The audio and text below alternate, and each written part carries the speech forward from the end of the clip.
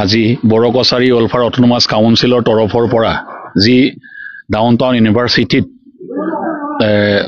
শিক্ষা গ্ৰহণৰ কাৰণে আমাৰ যি এন্ট্ৰেন্স এক্সাম আজি সকলোমে অনুষ্ঠিত হৈছে।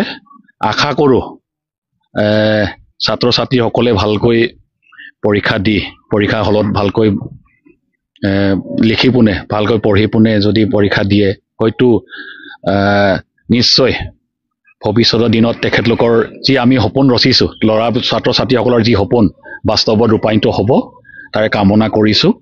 তো আৰু আজি আমাৰ চিমেন চাপৰিৰ লগতে গুৱাহাটীত একেলগতে দুইখন পৰীক্ষাৰ চেণ্টাৰত পৰীক্ষা অনুষ্ঠিত হৈছে। আশা কৰোঁ সকলোমে পৰীক্ষা অনুষ্ঠিত হৈ গৈ আমাৰ যি ভৱিষ্যত সকলোমে হৈ যাব বুলি ভাবি এইখিনিকে ক'লোঁ। টোটেল গুৱাহাটীত আমাৰ 132 জন আৰু ইয়াত 268 জন ছাত্ৰ ছাত্ৰী এটেণ্ড হৈছে এতিয়ালৈকে।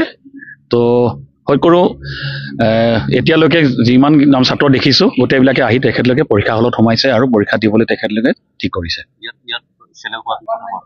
ইয়াৰ চিলেকশ্যন হৈ যোৱাৰ পিছত আমি যি ডাউন টাউন ইউনিভাৰ্চিটিৰ লগত আমি বড়ো অট'নমাছ কাউন্সিলে যোৱা বছৰৰ পৰাই আমি তেনেকৈ পঢ়াবলৈ ব্যৱস্থা কৰিছোঁ। এইবাৰো ইয়াত যেতিয়া চিলেকশ্যন হৈ যাব যিখিনি আমাৰ কেটেগৰী আছে কেটেগৰীবিলাকত যিমানকেইটা বিভাগত ছাত্ৰ চিলেকশ্যন হ'ব তেখেতলোকে ইয়াৰ পৰাই মানে গুৱাহাটীত থকা ডাউন টাউন ইউনিভাৰ্চিটিত তেখেতলোকে পঢ়িবলৈ যাবলৈ আমি ইয়াৰ পৰা ব্যৱস্থা কৰিব পাৰিম।